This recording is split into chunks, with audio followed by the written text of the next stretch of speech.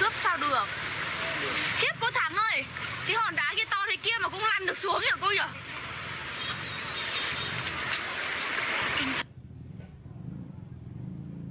Kinh khủng thật. Nhìn cái sân vận động này kinh khủng thật, giờ không còn là sân vận động huyện Mù Căng Chải nữa rồi.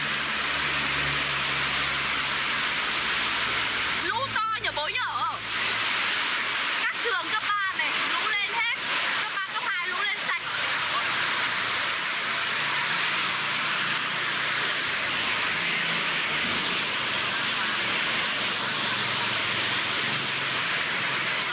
Ôi cái trường cò cái chỗ để xe đạp không còn cái gì nữa rồi. Tan hoang luôn. Bố ơi, bố cái bờ rào bên này của bố là của cơ quan sân vận động bố là hỏng luôn rồi đúng không?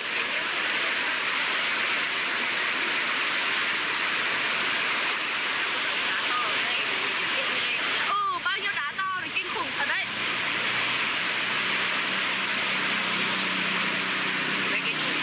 Ui, quét sạch từ trên kia kìa, từ trên kia xuống kìa. Ừ.